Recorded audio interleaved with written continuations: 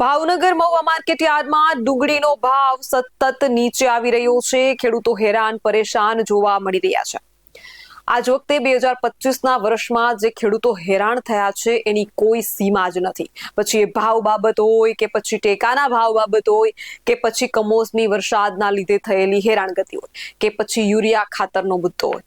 આ વખતે ખેડૂતોએ જે મુશ્કેલીનો સામનો કર્યો છે તે ખરેખર અસહનીય છે. નમસ્કાર, આપનું સ્વાગત છે BS9 TV ન્યૂઝ ઉપર અને હું છું આપની સાથે કાજલ સુવા. ખેડૂતોને કિલોનો ભાવ માત્ર 2.5 રૂપિયાનો મળી રહ્યો હોવાનો ખેડૂતો દાવો કરી રહ્યા છે, જેના કારણે ખેડૂતોને ડુંગળીના વાવેતરમાં નુકસાની સહન કરવાનો વારો આવ્યો છે. ભાવનગરના મહુવા માર્કેટ યાર્ડમાં સૌથી મોટા પ્રમાણમાં ડુંગળીની આવક થતી હોય છે. ખેડૂતોને આશા હોય છે કે મહુવા માર્કેટ યાર્ડમાં તેમને સારો એવો ભાવ મળશે, પરંતુ હરાજી દરમિયાન માત્ર મજાક સમાન ભાવ મળવાના કારણે ખેડૂતોની આશા ઉપર પાણી ફરી વળે છે. મહુવા માર્કેટ યાર્ડમાં 9,000 થી લઈને 10,000 થેલાની હરાજી કરવામાં આવે છે, પરંતુ મોટા ભાગના ખેડૂતોને ખૂબ નજીવો ભાવ મળી રહ્યો છે. ત્યારે વિશાલ પાંચાણી યાર્ડના સેક્રેટરી શું કહી રહ્યા છે અને ભરતસિંહ ખેડૂત આગેવાન શું કહી રહ્યા છે તે સાંભળીએ. મારું નામ વાળા ભરતસિંહ પોપટભા, પ્રદેશ પ્રમુખ ખેડૂત કલ્યાણ સંગઠન. અત્યારે જે લાલ ડુંગળી છે એ મહુવા માર્કેટિંગ યાર્ડની અંદર મહુવા તાલુકાના અને આજુબાજુના જિલ્લાના અમરેલી, ગીર સોમનાથ સુધીના જે ખેડૂતો લાવે છે એને એક મણના 50 થી 60 રૂપિયા કે 70 રૂપિયાનો ભાવ આવે છે. એટલે આ ખેડૂતોને અત્યારે ડુંગળી એના અત્યારના દાળિયાના પૈસા નથી થતા. 1 વીઘો ડુંગળી પકવવી હોય તો ખેડૂતને ઓછામાં ઓછા 65,000 રૂપિયાનો ખર્ચો થાય. અને અત્યારે ડુંગળી જે ખેડૂતોને ઉતરે છે એ ઉતારો 25 થી 70 મણ સુધીનો છે. એટલે આના 1000 રૂપિયા ભાવ આવે તોય ખેડૂતને એના પૈસા વસૂલ નથી થયા. હવે આમાં સરકાર જો ધારે તો 24 કલાકની અંદર આનો નિવારો લાવી શકે એમ છે. અગાઉની ઘણી સરકારોએ ઘણી વખત ખેડૂતોને આમાંથી ઉગારી લીધેલા છે, પણ સરકાર જો ધારે તો થાય, નહીંતર આખું વર્ષ ડુંગળીની આની આ દશા રહેવાની છે અને ખેડૂતો ડુંગળીમાં પાયમાલ થઈ જવાના છે. હવે અત્યારે 10 રૂપિયાની એક ટબુડી આમથી ચા આવે અને 30 રૂપિયાનો કિલો લોખંડનો ભંગાર 30 રૂપિયાનો કિલો છે. અને ચા પીવા જઈએ તો 10 રૂપિયાની ચા થાય અને 30 રૂપિયાને 60 રૂપિયા ડુંગળીના આવે. આમાં ખેડૂતોને લુગડાના પૈસા વધે નહીં, નુકસાની થાય. Vishal Panchani, secretary Mahuva marketing yard. આજ રોજ મહુવા માર્કેટિંગ યાર્ડની અંદર લાલ કાંદાની અંદાજિત 5,000 ગુણીની આવક થયેલ છે. જેમાં જે નવી ડુંગળી છે તેમાં ખેડૂત ભાઈઓને 50 રૂપિયાથી 118 રૂપિયા પ્રતિ મણ મળી રહ્યા છે, જ્યારે જૂની ડુંગળીમાં 60 રૂપિયાથી 205 રૂપિયા સુધી મળી રહ્યા છે. છેલ્લા ઘણા દિવસો ત્યાં માર્કેટિંગ યાર્ડની અંદર ખૂબ જ નીચા પ્રમાણમાં આવક થઈ રહી છે લાલ કાંદાની. તેની પાછળનું કારણ એ છે કે આ ભાવની અંદર ખેડૂત ભાઈઓને પોષણ નથી અને પોતાના ખેતરની અંદર જે વાવેલી ડુંગળી હતી, જે મહા મહેનતે પકવેલી ડુંગળી હતી, તેઓને કટર મારી દીધા છે.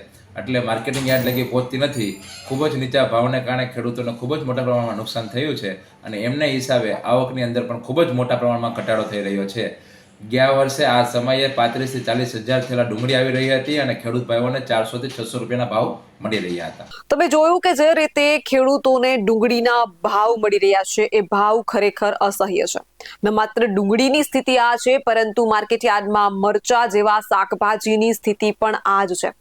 થોડા ટાઈમ પહેલાની જ સ્થિતિ છે કે માર્કેટિંગ યાર્ડમાં મરચા 1 થી 2 રૂપિયા કિલો વેચાઈ રહ્યા હતા. ડુંગળીની સ્થિતિ પણ એ જ છે. 3 થી 4 રૂપિયાથી 5 રૂપિયા કિલો ડુંગળી વેચાઈ રહી છે. ત્યારે ખેડૂતોને જ્યારે પૂછવામાં આવે છે, જ્યારે માર્કેટિંગ યાર્ડોની મુલાકાત લઉં છું, ખેડૂતો વારંવાર કહે છે કે બેન, આના કરતા તો 5 રૂપિયા અને 10 રૂપિયાની પાણીની બોટલ પણ 1 કિલો ડુંગળી કરતા મોંઘી છે. હવે ખેડૂતો અત્યારે જે હાલાકીનો સામનો કરી રહ્યા છે, જે ભોગવી રહ્યા છે, એ ખરેખર શબ્દોમાં વર્ણવી શકાય તેવી વાત નથી. કારણ કે જે 4 મહિના ખેડૂતોએ મહેનત કર્યું હોય છે એની પાછળ ઘણો બધો ખર્ચ કર્યો હોય છે. પછી ખાતર હોય, બિયારણ હોય કે દવા હોય કે પછી મજૂરી હોય.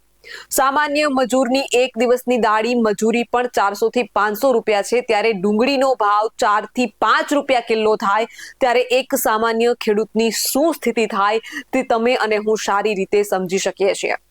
તો ટેકાના ભાવે પણ ખેડૂતો એટલા જ હેરાન થઈ રહ્યા છે. જ્યારે માર્કેટિંગ યાર્ડમાં ટેકાના ભાવે ટેકાના કેન્દ્રો ઉપર ખેડૂતો મગફળી વેચવા જાય છે ત્યારે ખેડૂતને એમ કહેવામાં આવે છે કે તમારી મગફળી ઝીણી છે, જેથી આ મગફળીને રિજેક્ટ કરવામાં આવે છે.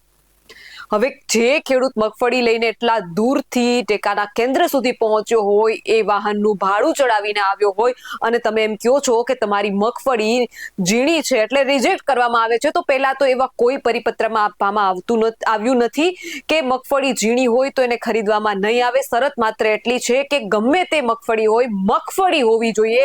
એટલે ખાસ બે હાથ જોડીને અપીલ કરું છું કે જ્યાં ટેકાના ભાવે ખેડૂતોની મગફળી રિજેક્ટ કરવામાં આવે છે, જો એ મગફળી કોરી હોય, પલળેલી ન હોય, તો ઝીણી કે જાડી જોયા વગર જો તમે ખેડૂતોને ખરેખર મદદ કરવા માંગતા હોવ તો એ મગફળીની ખરીદી કરી લો. અને જે રીતે ડુંગળીના માર્કેટિંગ યાર્ડમાં બજાર ભાવ જોવા મળી રહ્યા છે, જે રીતે શાકભાજીના ભાવ અત્યારે વધી રહ્યા છે, તો ગૃહિણીનું બજેટ ખોરવાય છે. એ જ રીતે 4 મહિના મહેનત કરતા ખેડૂતના બજાર ભાવ જ્યારે ઘટે છે ત્યારે ખેડૂતનું પણ જે છે બજેટ ખોરવાય છે. તંત્ર ખાસ આ બાબતે ધ્યાન ખેંચે. આવા જ વધુ અહેવાલ સાથે મળતા રહીશું. તમે અમારી યુટ્યુબ ચેનલને સબસ્ક્રાઇબ કરવાનું અને અમને ફેસબુક અને ઇન્સ્ટાગ્રામ પર ફોલો કરવાનું ચૂકશો નહીં. બાકી અવનવી અપડેટ મેળવવા માટે આપ જોતા રહો BS9 TV ન્યૂઝ. જય જવાન, જય કિસાન.